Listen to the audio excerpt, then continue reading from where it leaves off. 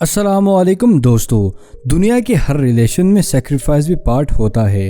हर तरह का सेक्रीफाइस और अवॉइडनेस आपके अपने फ्यूचर एबिलिटी के लिए बहुत ही ज़रूरी होता है। और हम ये बात समझते हैं कि अगर हम अपने फ्यूचर को बेहतर बनाना चाहते हैं तो उसकी कीमत हमें प्रेजेंट डेट में ही अदा करनी पड़ेगी। इसलिए दोस्तों आज हमें कुछ ऐसी चीज़ों के बारे में बात करने वाले हैं जिनको अवॉइड करने से आप अपने गोल्स तक जल्दी ही पहुँच सकेंगे और आपकी गलतियों के चांसेस भी बहुत ही कम होंगे। तो दोस्तों स्टार्ट करते हैं आज की इस अमेजिंग वीडियो को।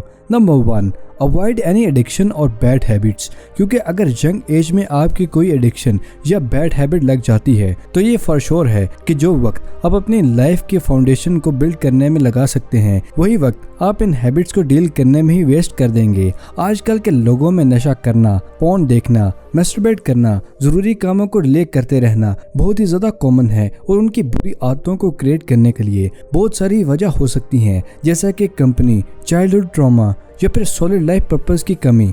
भले ही आप किसी भी बैड हैबिट का रूट कॉज नहीं है, फिर भी उनको ठीक करने की रिस्पॉन्सिबिलिटी भी आपकी है। क्योंकि ज्यादातर लोग अपनी एडिक्शंस या बुरी हैबिट्स को ओवरकम करना चाहते हैं तो उनकी लाइफ का फोकस बस इसी चीज पर आ जाता है कि उनको अपनी बुरी आदत को छोड़ना है। और ये अपनी बैड हैबिट ओवरकम करने का गलत तरीका है, क्योंकि आप अपना ध्यान उसी हैबिट पर रखते हैं जिनको आप बदलना चाहते हैं और सारा वक्त उन्हीं हैबिट्स के बारे में सोचने से आपके सबकॉन्शियस माइंड में मौजूद इस हैबिट से अट्रैक्ट न्यूरल कंडीशन को और भी पक्का कर देते हैं। इसलिए अगर आपने अपनी बुरी हैबिट को कम करना है तो फर्स्टली ये सोचें कि अगले 5 से 10 सालों में आप अपने आप को किस मंजिल पर देखना चाहते हैं और इसके बारे में लिखें भी। और अपने इस लॉन्ग टर्म गोल्स को मैनेजेबल पीसेस में डिवाइड कर दें जिनको अचीव करना रिलेटिवली बहुत ही आसान हो। अगर आप एक स्टूडेंट हैं और मुल्क से बाहर जाकर पढ़ना चाहते हैं लेकिन आपको ड्रिंकिंग की आदत है तो सबसे पहले अपने फ्यूचर पॉसिबिलिटीज के बारे में लिखने के बाद बाहर जाके करने वाले गोल्स को डिवाइड कर दें,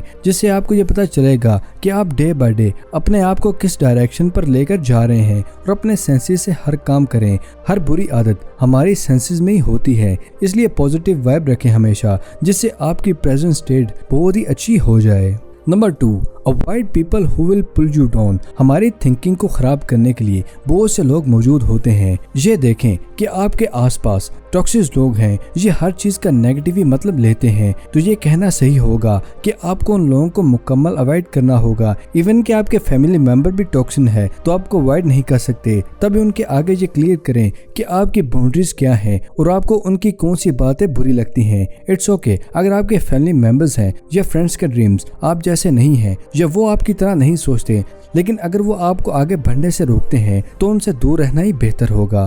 number 3, avoid dwelling on your past. क्योंकि बहुत से यंग लोग लाइफ में होने वाले एक ट्रॉमेटिक इंसिडेंट के बाद कभी भी आगे नहीं बढ़ते। अगर आपको भी पास्ट की कोई ऐसी चीज परेशान करती है जिसको गुजरते हुए 1 या 2 साल से ज्यादा साल गुजर गए हैं तो उसका मतलब यही है कि आपने उसी चीज को सही से समझा नहीं है। क्योंकि ह्यूमन मेमोरी का मकसद होता है हमारे फ्यूचर को बेहतर बनाना, और ये तब तक नहीं होता जब तक हम अपने पास्ट से कुछ समझते नहीं हैं और कुछ सीखते नहीं हैं। तब तक पास्ट की बातों को ही याद करते रहते हो। इसलिए आपको ये पास्ट में होने वाले इंसिडेंट के बारे में सोचना है, ऐसा क्यों हुआ था। पास्ट से मूव ऑन करने का बेहतरीन तरीका है कि आप उसको लिखें और उसको एक केस स्टडी की तरह ही समझो। Number 4, avoid being politically correct. Politically correct होने का मतलब ये है कि ऐसी लैंग्वेज को यूज करना जो किसी को ऑफेंडेड ना करे। लेकिन पॉलिटिकल करेक्ट का रियल लाइफ में कोई और इतना लिंक नहीं है। ये लोगों को अलग अलग ग्रुप में डिवाइड करता है और इसकी वजह से लोग खुलकर बोल नहीं सकते, ना ही सुन सकते हैं। पॉलिटिकली करेक्ट इंसान के हिसाब से जब भी कोई इंडिविजुअल कुछ बोलता है तो वो अपने ग्रुप के हिसाब से बोल रहा होता है, और वो ये तो सामने वाले इंसान को एक्सप्लोर कर रहा होता है या खुद ही एक्सप्लोर हो रहा होता है। यानी आप कुछ भी कह लें, पॉलिटिकली करेक्ट लोग आपको ऐसे देख रहे होंगे कि आप अपनी स्पीच को यूज करते हुए अपने से कम वाले लोगों को दबा रहे हैं, या फिर आप अपनी स्पीच को यूज करके अपने से ज्यादा पावर वाले इंसान से लड़ रहे हैं और अपने राइट्स मांग रहे हैं। और यही वजह है कि आजकल के ज्यादातर पॉलिटिकल विक्टिम से भारी बड़े हैं। इसलिए सेंसिटिव बनने के बजाय सच्चाई को फॉलो करो। Number 5, avoid making money your God. ये ज्यादातर उन लोगों के साथ होता है जिन लोगों ने अपनी हैप्पीनेस को वन डायमेंशनल बना दिया होता है और वो अपने करियर और अपनी सेविंग को ही सक्सेस का नाम देते हैं। ये लोग ये प्रूव करना चाहते हैं कि ये लोग भी फाइनल सक्सेस हासिल कर सकते हैं और एज अ रिजल्ट इन लोगों को पैसा ही मिलता है, इनको ना खुशी मिलती है और ना ही को रिस्पेक्ट मिलती है। इसलिए आपको ये डिसाइड करना होता है कि आप क्या चाहते हैं, एक बैलेंस लाइफ में जिसमें आपके पास सब हो, या बस एक करियर जिसमें रात दिन आप एक रोबोट की तरह पैसों के लिए काम करते रहते हैं और पैसों के लिए अपना सब कुछ मानते हैं। ऐसे लोग ये सोचते होंगे कि वो पैसे से सब कुछ खरीद लेंगे, मगर ऐसा कुछ नहीं होता। Number 6, avoid doing things that you hate. क्योंकि जब भी हम कोई ऐसा काम करते हैं जो हमें बिल्कुल पसंद नहीं होता, हमें पता होता है कि हमें वो काम नहीं करना चाहिए और हम फिर भी उस काम को प्रेशर में आकर कर देते हैं, तो हम अपने आप को धोखा ही दे रहे होते हैं। इवन कि आपके पास और कोई ऑप्शन नहीं है। कोई भी ऐसा काम मत करें जो आपको पसंद नहीं। किसी ऐसे सब्जेक्ट को मत पढ़ो जो आपको बोरिंग लगता है। किसी ऐसे इंसान के साथ टाइम स्पेंड मत करें जो आपको अपने बारे में बुरा फील करवाता है और किसी ऐसी जॉब को मत करो जिसमें आपको बिल्कुल इंटरेस्ट नहीं है। अब अपनी कॉलिंग पर तवज्जो दें, आपको क्या चीज पसंद है। Number 7, avoiding the temptation of revenge and resentment. Life तो हर इंसान की मुश्किल है। डजंट मैटर कि आप अमीर हैं या गरीब, या तो आप अपनी सफरिंग की रिस्पॉन्सिबिलिटी लेते हो, मेहनत करके कुछ अचीव कर सकते हो, या फिर आप एक सुनसान रास्ता चुन सकते हैं जिसमें आपको किसी भी किस्म की रिस्पॉन्सिबिलिटी नहीं उठानी पड़ेगी। आपको अपने आप को एक विक्टिम की तरह ही देखना है, फेलियर का ब्लेम